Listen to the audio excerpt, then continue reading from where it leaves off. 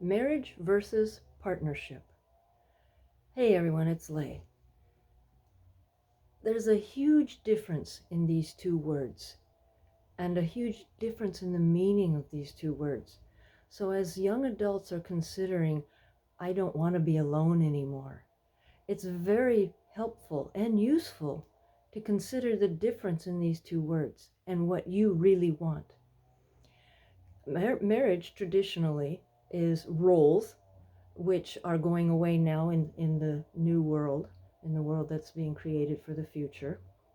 But they were traditionally roles where the woman was subservient to the point where when they got married, she had to give up her name and become the property of the man. And I understand that marriage now is not necessarily between a man and a woman, but this is how it was traditionally. And so that's something to consider. That's where that came from. But you might also want to think about, what is the partnership then?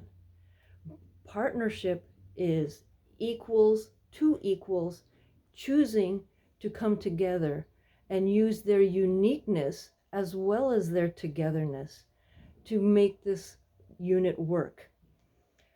And there's no either of you giving it up or whatever. So if people, young people right now, are considering, do I want to get married?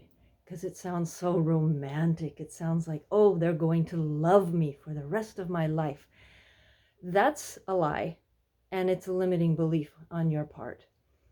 Look at the divorce rates, look at the abuse rates, and you can see that's not, and you can say, oh, that won't happen to me. Well, ask everybody who also said that and it's turned out somehow else for you. That's just for you to think about, because there's a reason why they call it a honeymoon period of about a year after people get married. About 1 year into it, you start learning about all of the stuff that you didn't think you knew about. And yet now you feel very tied into it. And it's why so many people get so frustrated at being in a marriage versus a partnership. A partnership, the two people work together equally without expectation of the other one having roles. And so as you're looking at, do I want somebody to be with? Do I want to be married? Consider that there's a possibility of conscious coupling as well as conscious uncoupling, which is so much easier on all the beings involved, including if there happens to be any children.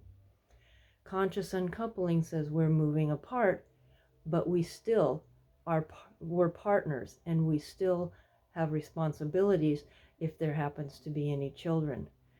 So I just want everyone to be able to think about the choices that you're making that are going to affect your future, and why you are actually choosing this or that, so that you can make the best choices possible for you.